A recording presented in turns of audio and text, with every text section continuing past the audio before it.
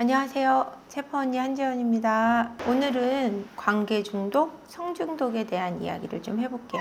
여러분들이 성 중독하고 관계 중독에 대해서 굉장히 헷갈려 하시는 것 같아요. 관계 중독 같은 경우는 이제 다른 말로 사랑 중독이라고 얘기합니다. 새로운 사람을 만나고 사랑이나 매력을 느끼는 거에서 쾌감이 생기는 거예요. 도파민이 올라오면서 거기서 약물처럼 쾌감을 느끼면서 거기에 중독되는 거예요. 깊게 그 사람을 정말 막 진실한 사랑을 느낀다 이런 게 아니고 관계 맺는 거에 대한 어떤 집착을 보이는 거예요. 진짜 사랑이라고 할 수 없는 거죠. 과정에서 그냥 강박적인 관계 맺음에 대해서 집중하는 거기 때문에 사랑이라고 할 수는 없어요. 성중독은 뭐냐? 말 그대로 쾌락에 빠져드는 건데 그 성관계에 쾌락에 빠지는 건데 성중독은 몇 가지의 특징을 가져요. 첫 번째, 비밀을 많이 가져요. 사이버상의 애인을 가진다거나 배우자가 모르는 비밀 카드, 비밀 이메일 또는 두 개의 핸드폰, 비밀을 갖다 보니까 비밀스러운 이중 생활을 하게 되고 이중 생활을 하다 보니까 자연스럽게 거짓말을 많이 하게 돼요. 관계 중독 안에서도 관계 중독이 성 중독으로 많이 가는 거예요. 두 개 다 이제 가지는 특징은 뭐냐면 어릴 적에 학대 속에 자란 사람들이 많아요. 성적인 학대,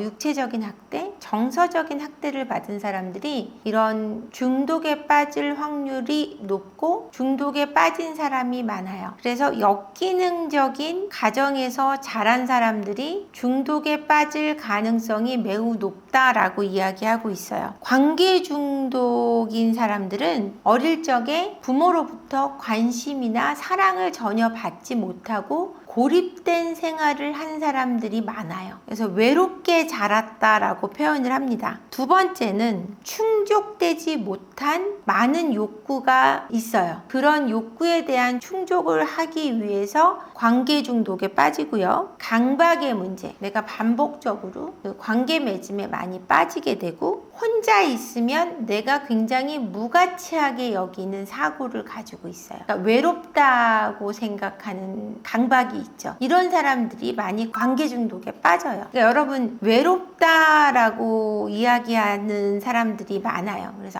인간은 누구나 외로워 그러면 제가 이런 얘기를 해요. 외롭다는 감정은 병리적인 거다라고 제가 설명을 해요. 성중독과 관계 중독뿐이 아니라 어떤 중독에 빠진다는 것은 내가 충족되지 못한 어떤 깊은 기저에 불안정한 욕구가 가득 있다라고 생각하시면 맞아요. 인간은 누구나 충족되지 못한 욕구들이 굉장히 많은데 그 욕구들을 그러니까 결핍들, 내가 채우지 못한 결핍들이 굉장히 많은데 그런 것들이 어떻게 우리가 그걸 채우려고 하느냐, 발현되느냐가 사실은 어떻게 건강하게 그 결핍을 채워가느냐가 그 사람을 판단하는 기준이 되는 것 같아요.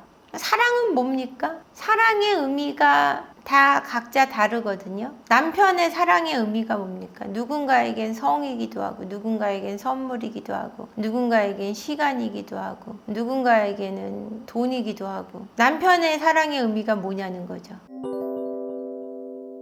바람, 아픈 주제죠. 그리고 힘든 주제고 여러분들이 다 아픈 걸 가지고 있고 바람을 피는 사람도 힘들고요. 바람을 당하는 사람들은 더 힘들고요. 인간관계 자체가 어렵거든요. 사실은 바람을 당하는 사람은 살해를 당하는 기분이고 바람을 피는 사람들은 그렇게 괴로울 줄 모르고 바람을 피는 거죠. 제가 그런 얘기 하거든요. 내 배우자가 바람을 펴서 복수를 한다고 맞바람을 피지만 내 배우자로부터 얻는 고통만큼 그 맞바람이 고통을 준다라고 말씀을 드린단 말이에요. 그게 사실이거든요. 관계 속에 또 괴로움이 있단 말이에요. 그러니까 내 안의 문제를 풀어내지 않고서 맞바람을 피워봤자 복수가 되는 것이 아니고 내 안의 고통이 또 온다라는 거죠. 내 안에 문제가 있기 때문에. 정말 그렇다면 행복한 건 뭘까? 라는 이야기를 좀 해봐야 될 것 같아요. 행복하다는 거는 내가 살아가고 있는 이 삶에 대한 만족일 것 같아요. 내가 얼마나 내가 가지고 있는 것에 만족하는가 라는 부분이 아닐까라고 생각해요. 근데 이 만족하지 못하는 건 어디서 오냐 라고 생각해 봐야 될 것 같은데, 그것도 내 안에 있어요. 내가 바라보는 만큼, 기대하는 만큼 행복하고 만족하고 그게 채워지는 거거든요. 이게 쉽지 않죠. 그러니까 여러분들 자녀를 양육하시잖아요. 아이에 대한 기대치를 갖는 만큼 아이한테 짜증이 나고 아이한테 대하게 돼 있어요. 아이의 있는 그대로를 내가 정말로 사랑하잖아요. 아이한테 별로 화가 안 나요. 내가 아이한테 자꾸 짜증내고 화내고 하는 거는 내가 원하는 만큼 아이가 그만큼 안 하기 때문이거든요. 근데 아이가 하는 대로 내가 그 아이한테 만족하고 어느 정도 이렇게 교육하고 훈육하는 정도로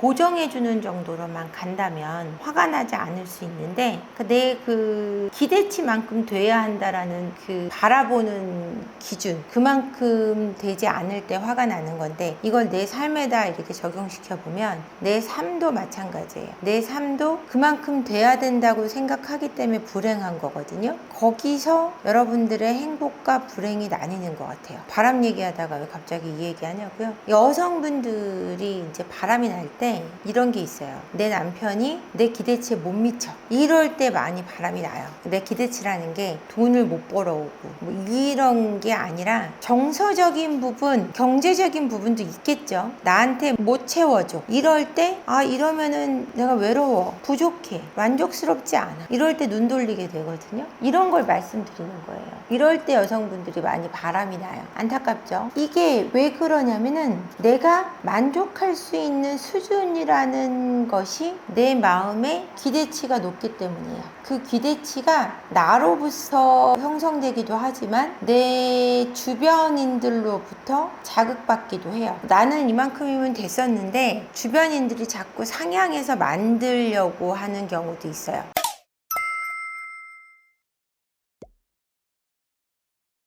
마음가짐을 바꾼다고 되는 게 아니라 같이 노력을 해야 되는 거예요. 지나치게 거부하는 쪽은 그 거부하고자 하는 원인을 자기가 알아내야 되고, 원하는 쪽은 저 사람이 나로 하여금 거부하게 되는 원인에 대해서 좀 생각해 봐야 되고, 계속 거부하는 쪽은 내가 거부하고자 하는 이유가 나한테 있는 건지 저 사람한테 있는 건지 그것도 인지할 필요가 있어서 서로 대화를 통하는 게 되게 중요한데, 서로 솔직하지 못한 데서 오는 문제거든요. 그러니까 어떤 경우가 있었냐면, 사례 중에 정말 남편하고 아내가 서로 좋아는 하는데 관계를 잘 안 갖는 부부가 있어서 오랜 상담 끝에 나중에 남편분이 답을 하시기를, 사실은 아내하고 관계 갖는 게 싫은 건 아닌데 아내가 위험이 있는데 입냄새가 너무 심하다, 그 얘기를 도저히 못해서 관계를 못 갖고 있다 그러더라고요. 그러니까 이 정도로 서로 솔직하기가 어려워요. 그거 어려운 문제 아니거든요. 위험은 가서 위험약 먹으면 입냄새 싹 사라져요. 그래서 되게 간단한 문제인데 그걸 얘기 못하고 자존심 상할까봐 이제 신혼부부니까 그걸 길게 끌고 가는 사례도 제가 봤단 말이에요. 부부 상담 와서서 제가 그 얘기를 조심스럽게 전달하고 위험 치료를 하면서 그 관계 회복이 됐단 말이에요. 그러니까 원인을 알고 가는 게 되게 중요해요. 둘이서 솔직할 수 없다거나 그 원인 분석이 안 될 때는 전문가 개입도 반드시 필요하다는 거죠.